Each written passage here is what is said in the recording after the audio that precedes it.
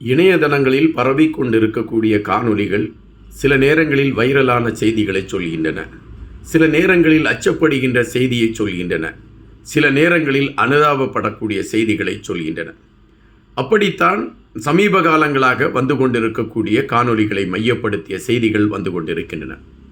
ஒரு 2-3 நாட்களுக்கு முன்பு சமூக வலைதளங்களில் பரவிய ஒரு காணொளி பெரும் சர்ச்சையை கிளப்பியது. கேரளாவில் நடைபெற்ற ஒரு சம்பவம். ஒரு இளைஞர் 42 வயது மதிக்கத்தக்க ஒருவர் மரணத்தை தழுவிய விடயமும் அதனை மையப்படுத்தி நடைபெற்று கொண்டிருக்கக்கூடிய வாத பிரதிவாத களங்கள் இப்பொழுது நடைபெற்று கொண்டிருக்கின்றன. ஒரு பெண் எடுத்த ஒரு காணொளி அல்லது செல்ஃபியில் அவர் எடுக்கப்பட்ட அந்த காணொளி, அதனை மையப்படுத்தி இந்த மனிதர் எனக்கு பாலியல் தொந்தரவு கொடுத்தார் என்று அவர் தன்னுடைய வலையொலியில் போட்ட காரணத்தினால் அது வைரலாகி விடுகிறது. அதன் பின்பு அந்த பெண்ணிடம் அவர் இப்படி நடந்து கொண்டாரா என்கின்ற அடிப்படையில் பெண்கள் சிலர் அந்த ஆளுக்கு எதிரான கருத்துக்களை பதிவிடுகிறார்கள். ஆனால் உண்மையை அறிந்த பிறகு அந்த ஆள் நிரபராதி என்றும் திட்டமிட்டும் தன்னுடைய வலையொலிக்கு பார்வையாளர்கள் அதிக வர வேண்டும் என்கின்ற அடிப்படையில் அந்த பெண் ஒரு பொய்யான தகவலை வெளியிட்டு ஒருவருடைய உயிரை பறித்திருக்கிறார் என்பதை மையப்படுத்தி பரவலாக அந்த பெண் மீது காட்டமான விமர்சனங்கள் எழும்பிக் கொண்டு இருக்கின்றன. இப்பொழுது கேரளா மாநிலத்தை பொறுத்த மட்டில் அங்கிருந்து ஆண்கள் வெளியிடக்கூடிய பெரும்பாலான அவருடைய சமூக வலைதளங்களில் வெளியிடக்கூடிய பெரும்பாலான காணொளிகள் ஏதாவது பெண்ணோடு அவர்கள் பயணிக்கக்கூடிய களம் ஏற்பட்டால் நடுவிலே ஒரு அட்டையை வைத்து கொண்டு பயணிக்கக்கூடிய ஒரு களங்களை மையப்படுத்தியதாக அவர்களுடைய காணொளிகள் பதிவாகி கொண்டு இருக்கக்கூடிய ஒரு விடயத்தை பார்க்க முடிகின்றது. ஒரு பெண்ணுடைய சுயநலத்தினால் ஒரு குடும்பம் சிதைந்து போய் இருக்கக்கூடிய இந்த விடயம் அதிர்வலைகளை ஏற்படுத்தி கொண்டு இருக்கக்கூடிய அதே வேளையில் கேரள மனித உரிமை ஆணையம் இந்த பெண் மீது நடவடிக்கை எடுக்க வேண்டும் என்று காவல்துறைக்கு கட்டளையிட்டிருக்கிறது. இதுவரை காவல்துறை அந்த பெண் மீது வழக்கு பதிவு செய்யவில்லை என்பதுதான் ஒரு வருத்தமான பதிவு. தற்பொழுது காவல்துறை அந்த பெண் மீது வழக்கு பதிவு செய்து விசாரணைக்கு உட்படுத்தப்பட்டிருக்கிறது என்கின்ற செய்திகள் வருகின்றன. இது ஒருபுறம் இருக்கக்கூடிய சூழலில் இன்னொரு காணொளி பரபரப்பாக பேசப்பட்டது. அந்த காணொளி ஒரு போலீஸ் அதிகாரி பெண்களோடு மிக நெருக்கமாக இருக்கக்கூடிய காட்சிகளை மையப்படுத்திய ஒரு காணொளி. 3 காணொளிகள் வெளியாகி இருந்தன. அவைகள் ஒரு பரபரப்பான ஒரு செய்தியாகவும் தலைப்பு செய்தியாகவும் மாறியது. அதன் பின்பு அந்த காவல்துறை அதிகாரி இப்பொழுது பணி நீக்கம் செய்யப்பட்டிருக்கிறார். இடைநீக்கமா அல்லது பணி நீக்கமா என்று தெரியாவிடனும் அவர் இடைநீக்கம் செய்யப்பட்டிருக்கிறார் என்று சொல்லப்படுகின்றன. அந்த பிரச்சனையை மையப்படுத்திய காணொளிகள் ஆய்வுக்கு உட்படுத்தப்படும் என்றும் அவர் தவறு செய்திருந்தால் அவர் மீது நடவடிக்கை எடுக்கப்படும் என்றும் குறிப்பிடுகின்றார்கள். ஆனால் அரசியல் வல்லுநர்களை பொறுத்த மட்டில் பெண்கள் விரும்பி வரக்கூடிய அந்த சூழலில் அந்த காவல்துறை அதிகாரி மீது மட்டும் பழி சொல்வது என்பது ஏற்புடையதல்ல. எனவே இந்த வழக்கு ஏதோ ஒரு வழக்கு என்கின்ற அடிப்படையில் சென்றுவிடும் என்ற கருத்துக்களை பதிவிட்டிருக்கின்றார்கள். இந்த காணொளி ஒருபுறம் பரபரப்பான ஒரு செய்தியை உருவாக்கியிருக்கிறது. இந்த 2 காணொளிகளும் இந்திய விடயத்தை மையப்படுத்திய செய்திகள் என்பது பதிவு. 3வது ஒரு காணொளி சர்வதேச அரசியலை மையப்படுத்திய ஒரு காணொளியாக இருக்கின்றது. அதாவது ஒரு டென்மார்க் நாட்டை சார்ந்த ஒரு நாடாளுமன்ற உறுப்பினர் அவர் டென்மார்க்கில் நடைபெற்ற அந்த நாடாளுமன்ற விவாதத்தின் போது மிக கடுமையான வார்த்தைகளை எடுத்து அவர் பேசியிருக்கக்கூடியதை மையப்படுத்தி அந்த காணொளி இப்பொழுது ஊடகங்களில் பரவ தொடங்கி இருக்கின்றது. அந்த காணொளியில் மிகவும் இழிவான வார்த்தைகளை அந்த நாடாளுமன்ற உறுப்பினர் எடுத்து உபயோகப்படுத்தி இருக்கிறார் என்பதுதான் களம்.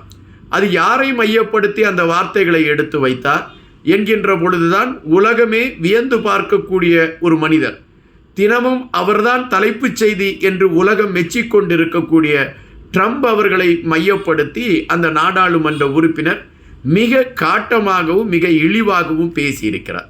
அப்படி இழிவாக அவர் என்ன பேசியிருக்கிறார் என்கின்றதை மையப்படுத்தி நாம் பார்க்கின்ற பொழுது அது சார்ந்த சில தேடல்களை நாம் பார்க்க வேண்டியதிருக்கின்றது. டென்மார்க்கோடு இணைந்த பூமி தான் கிரீன்லாந்து. ஆனால் ட்ரம்பை பொறுத்த மட்டில் கிரீன்லாந்து அமெரிக்காவோடு இணைந்த நாடு என்று குறிப்பிடுகின்றார். இதை டென்மார்க் எப்படி ஏற்றுக்கொள்ளும்? எனவே டென்மார்க் நாடாளுமன்றத்தில் இதை குறித்த விவாதங்கள் நடைபெற்று கொண்டு இருக்கின்றன. இந்த விவாதங்கள் நடைபெற்று கொண்டு இருக்கக்கூடிய சூழலில் டென்மார்க்கை சார்ந்த நாடாளுமன்ற உறுப்பினர் ஒருவர் ஆண்டர்சன் என்று நான் நினைக்கின்றேன், அவர் மிக கோபமாக எழும்பி பேசுகின்றார். அப்படி பேசுகின்ற பொழுது அவர் எடுத்து வைக்கக்கூடிய கருத்து நியாயமானதாக இருக்கிறது. டென்மார்க்கின் ஒரு பகுதியாகத்தான் கிரீன்லாந்து 800 ஆண்டுகளாக இருந்து கொண்டே இருக்கின்றன. தற்பொழுது கிரீன்லாந்தை அமெரிக்காவின் ஒரு பகுதி என்று ட்ரம்ப் அவர்கள் அறிவிப்பதை எப்படி எங்களால் ஏற்றுக்கொள்ள முடியும்? அது எங்களுடைய மண்.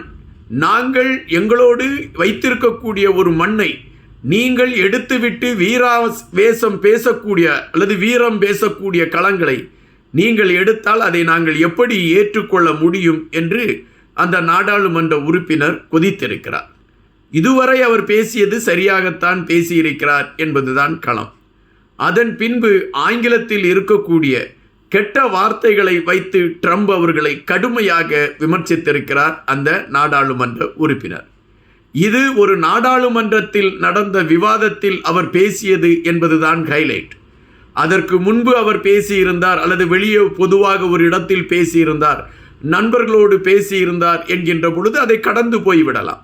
ஆனால் நாடாளுமன்றத்தில் மிக அழுத்தமாக அந்த அவையில் அவர் அந்த கருத்துக்களை எடுத்து வைக்கிறார் என்கின்ற பொழுது ட்ரம்ப் அவருக்கு அவர் கொடுத்த எச்சரிக்கை அது என்ற கோணத்தில் தான் அதை பார்க்க முடிகின்றது. நீங்கள் கிரீன்லாந்தை தொடுவதாக இருந்தால் டென்மார்க் அதை பார்த்து கொண்டு சும்மா இருக்காது என்கின்றது தான் அவருடைய வெளிப்படையான அந்த பேச்சு. ஆனால் இதிலே ஒரு நாகரிகமற்ற ஒரு அரசியல் வார்த்தைகள் இருந்தது என்பதை விட கெட்ட வார்த்தைகள் இருந்தது என்பதுதான் நிஜம். ஆங்கிலத்தில் இருக்கக்கூடிய கெட்ட வார்த்தையை எடுத்து ட்ரம்ப் அவர்களை இவ்வளவு ஆணித்தரமாக ஒரு நாடாளுமன்ற உறுப்பினர் பகிரங்கமாக பேசியிருக்கிறார் என்கின்ற விடயம் உலகத்திலே பல கண்களை அது உற்றுநோக்க வைத்திருக்கிறது என்பதுதான் நிஜம். இதற்கு ட்ரம்ப் அவர்கள் எப்படி எதிர்வினை ஆற்றப் போகிறார் அல்லது அமெரிக்காவை சார்ந்தவர்கள் என்ன கோணத்தில் இதற்கு எதிர்வினை ஆற்ற இருக்கிறார்கள் என்கின்ற விடயம் நமக்கு தெரியாது. நம்மை பொறுத்தமட்டில் தெரிந்திருக்கக்கூடிய களம் ஒன்று, கிரீன்லாந்தை நாங்கள் தான் வைத்திருக்கிறோம் என்கின்ற விடயத்தில் மிக தெளிவாக இருக்கிறது அமெரிக்கா. அந்த இடத்திலிருந்து ட்ரம்ப் அவர்கள் பின்வாங்க போவதில்லை. அது நாம் அனைவரும் அறியக்கூடிய ஒன்று. அதை குறித்த எந்தவிதமான விவாதத்திற்கும் நான் தயாரில்லை என்று ட்ரம்ப் அவர்கள் அறிவித்து விட்டார். பாரிஸில் இதை குறித்து ஒரு பேச்சுவார்த்தை நடத்துவதற்கான களங்கள் உருவாக்கப்படும் என்று சொல்லிக் கொண்டிருந்த அந்த வேளையில் ட்ரம்ப் அவர்கள் அதிலெல்லாம் நான் கலந்து கொள்ள முடியாதவர்களை போய் வேலையை பார்க்க சொல் என்று சொல்லக்கூடிய ஒரு களத்தை எடுத்திருக்கிறார் என்றால் கிரீன்லாந்தை தன்வசம் வைத்துக் கொள்வதற்கான அனைத்து முடிவுகளையும் ட்ரம்ப் அவர் எடுத்துவிட்டார் என்பதுதான் பதிவு.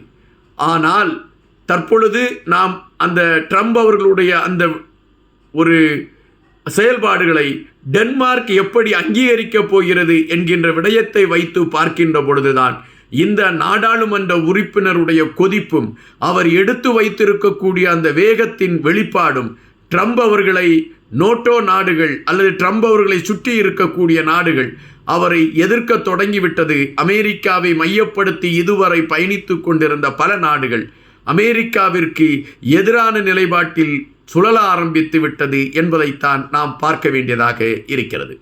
நன்றியுடன் என்பா.